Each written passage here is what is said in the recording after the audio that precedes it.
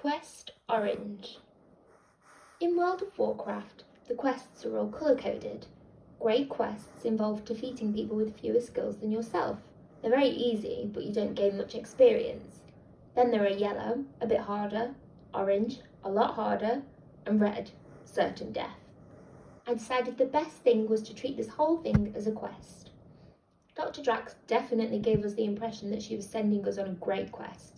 Maybe a bit yellow around the edges, but definitely not orange, and certainly not certain death. For a start, we had loads of backup. She took us to Drax Control so that we could see for ourselves.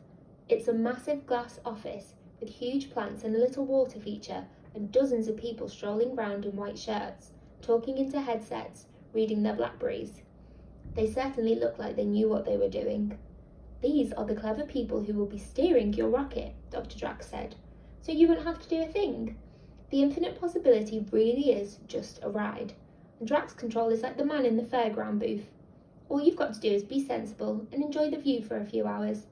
Oh, and do one simple little thing for me." And it did seem a very simple little thing. We had to press some colour-coded buttons in the right order at the right time. That was it. Because the infinite possibility is really a launch vehicle, that's why it's so big. It was carrying something into space, a payload, a completely cosmic payload. "I'll explain it all to you," said Dr. Drax. "It's a kind of space minibus. I designed it myself.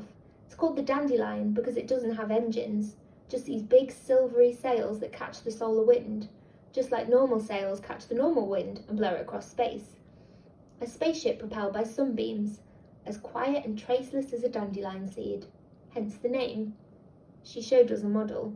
It looked like a high-sided vehicle with lots of windows, like an ice cream van, only with no wheels and no ice cream. Once it was separated from the infinite possibility, the people at Drax Control were going to steer the ice cream van across space, round the back of the moon, and back to Earth by remote control.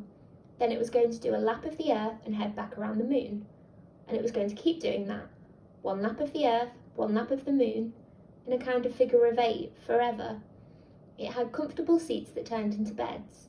Dr. Drax's plan was that as soon as Infinity Park was opened, people would pay to get into a small rocket, dock with the Dandelion during its Earth orbit, and stay on for one lap of the moon before going back down to Earth. A sightseeing trip around the moon in an interplanetary ice cream van. The Dandelion was kind of a massive box just under the living quarters of the infinite possibility. All we had to do was shoot up into space, float around for a bit, and then, when Dr. Drax said so, press the buttons in the right order, red, orange, green, and that would blow the Dandelion off into its own orbit. Then Drax Control would bring us back home in the command module.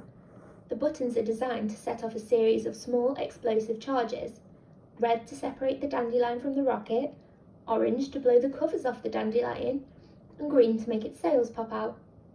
"We could detonate the charges from the ground," said Dr. Drax, "but we thought it best to keep it simple." What could go wrong? Well, nothing did go wrong exactly. Not with the buttons, not with the charges, not with the Dandelion. The thing that went wrong was us.